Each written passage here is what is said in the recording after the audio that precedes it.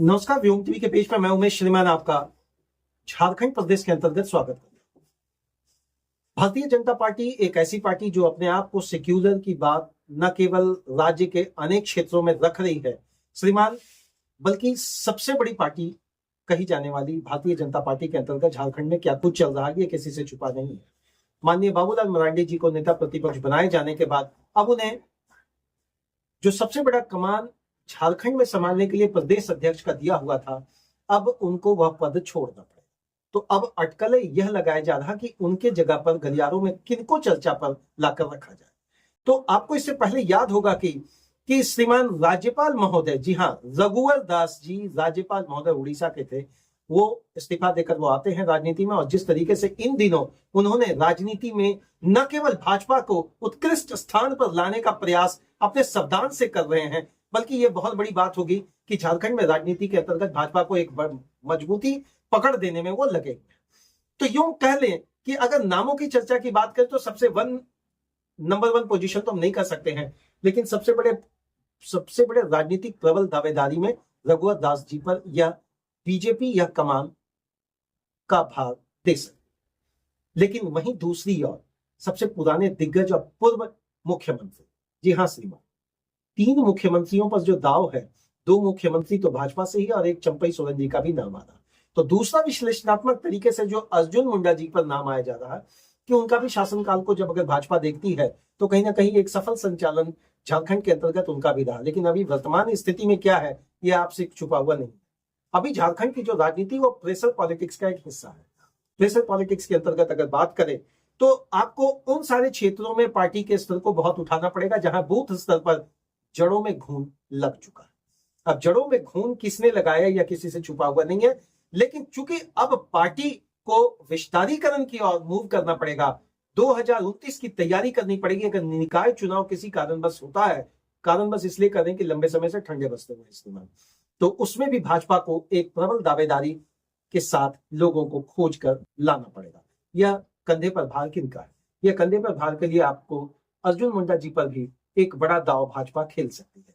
लेकिन कितना सक्षमता के साथ वो पार्टी को संगठित या विस्तारीकरण पर लाएंगे, मुझे लगता है अभी इसमें बहुत बड़ा गोल मटोल दिख रहा है। तीसरा, जेएमएम से आए पूर्व मुख्यमंत्री चंपई सोरेन जी, जी हाँ श्रीमान, चंपई सोरेन पर जो कार्ड खेला गया था, ट्रंप कार्ड आदिवासी को लेकर, वो कार्ड पूरी तरह से फेल है। लेकिन भरोसा जताने को भाजपा इसलिए तैयार है क्योंकि अगर कहीं ना कहीं अगर भाजपा को एक बड़ा समीकरण और वोट बैंक को अपने हाथ से खिसकने से श्रीमान बचाना है, तो झारखंड का वह चेहरा आपको लाकर रखना पड़ेगा जहां आप प्रदेश अध्यक्ष के रूप में पूरे झारखंड के बूथ स्तर से लेकर प्रखंड स्तर, जिला स्तर की टीम को वो संचालित कर।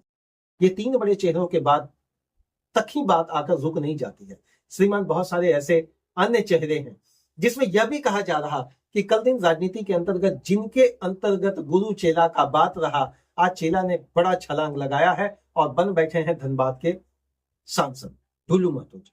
ढुल्लू महतो जी पर भी एक बड़ा दाव खेला जा सकता है। इन दिनों जिस तरीके से अमित शाह जी के साथ हजारीबाग सांसद, धनबाद सांसद या राज्यसभा सांसद, श्रीमान बहुत सारे ऐसे लोगों ने न केवल मुलाकात की बल्कि इसके पीछे का जो गुप्तगू या गलियारों में जो चर्चा है वह चर्चा यही है कि श्रीमान प्रदेश अध्यक्ष का अगला कमान हो सकता है एक ऐसा चेहरा हो जाए जो कल दिन राजनीति में छोटा कद रखते थे, आज बड़े कद तक वो आ सकते हैं और पार्टी को संगठित करने में मजबूती देंगे। चलिए थोड़ा विश्लेषणात्मक तरीके में एक बात कहेंगे, क्यों जरूरी है प्रदेश अध्यक्ष में ऐसा चेहरा? क्योंकि अभी जो झारखंड के अंतर्गत प्रेशर पॉलिटिक्स स्टार्ट कर दिया है जयराम महतो जी ने, जयराम महतो जी का आगाज चूंकि एक ही सीट तक रहा विधानसभा में, लोकसभा में सीटों को वो निकालने में असक्षम दिखे, लेकिन इतना तय है कि जिस तरह से लोकप्रियता के मामले में उनकी विश्वसनीयता बढ़ी है, या फिर आम जनता के बीच में जो विश्वसनीयता का आधार उन्होंने वोट बैंक के माध्यम से या अन्य मुद्दे, वैसे मुद्दे जो स्थानीय नीति को लेकर लाकर रखा है, भैया इसको आप अछूता नहीं कर सकते। ये झारखंड की राजनीति है, झारखंड में झारखंडी चेहरा और वैसा चेहरा जो राजनीति को धरातल से लाकर फर्ज से लेकर अर्ज तक की बात तक पहुंचाने के लिए मुझे लगता है कहीं ना कहीं एक प्रबल दावेदारी के साथ आपको आगे बढ़ना पड़ेगा। क्योंकि राजनीति के अंतर्गत जब भाजपा की बात करेंगे तो एक बात और आपको स्पष्ट समझना पड़ेगा कि भाजपा की राजनीति के अंतर्गत कोई भी व्यक्ति को कभी एक बहुत बड़ा मौका मिल सकता है। अब आप कहेंगे कि क्या भाजपा के लिए या भाजपा का समीकरण को लाकर रख रहे, भैया ये नहीं कर रहे। हम ये कह रहे भाजपा के अंतर्गत बहुत सारे ऐसे मुख्यमंत्री बने जो जिनको कोई जानता नहीं था और उनको न केवल फर्ज से अज तक पहुंचाया गया बल्कि पार्टी के अंतर्गत पार्टी के शीर्ष आला कमान तक पहुंचाने में भी भाजपा कभी पीछे नहीं है। ऐसे में क्या कुछ नया चेहरा प्रदेश अध्यक्ष के रूप में मिल सकता है क्या? प्रदेश अध्यक्ष के लिए ओबीसी, अनुसूचित जाति, सामान्य जाति के अनेक नेता भी आगे आ रहे हैं। पूर्व मंत्री अमर कुमार बावरी, जी हाँ श्रीमान, आपको याद होगा चंदन क्यारी से वो न केवल विधायक रहे बल्कि नेता प्रतिपक्ष के पद पर भी रहे हैं।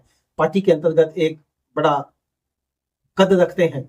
लेकिन इतना ही नहीं, राज्यसभा सांसद आदित्य साहू और पूर्व सांसद रविंद्र कुमार राय का भी नाम चर्चा में। श्रीमान, चर्चा जिनका भी आप कर ले, लेकिन मैंने आपको बता दिया प्रेशर पॉलिटिक्स का अंजाम आपको अपने तरफ से क्या भुगतना पड़ रहा है आप समझ रहे हैं। चंद चीजें जिस समय रघुवंश दास जी के समय क्या स्टंट पार्टी के अंतर्गत हुआ कि पार्टी दो फाड़ में चली गई, फिर पार्टी को संभालना पड़ा। ऐसे में न केवल पार्टी संभलती बल्कि जेएमएम का शासन आ गया, जेएमएम का दूसरा शासनकाल आ गया। इस प्रथम और द्वितीय शासनकाल के अंतर्गत श्रीमान जेएमएम का आपका आगाज हुआ जयराम महतो। क्या जयराम महतो एक ऐसा क्वेश्चन मार्क खड़ा कर दिया पार्टी के अंतर्गत? पार्टी को यह सोचना पड़ रहा कि आखिर प्रदेश अध्यक्ष का किनको वो कमान दिया जाए कि एक बड़ा विकल्प पैरेलल में युवाओं के साथ खड़ा हो सके। जेएलकेएम को आपने कमजोरी में रखा, जेएलकेएम को आपने कमजोर समझा, जेएलकेएम को आपने हल्के में लिया।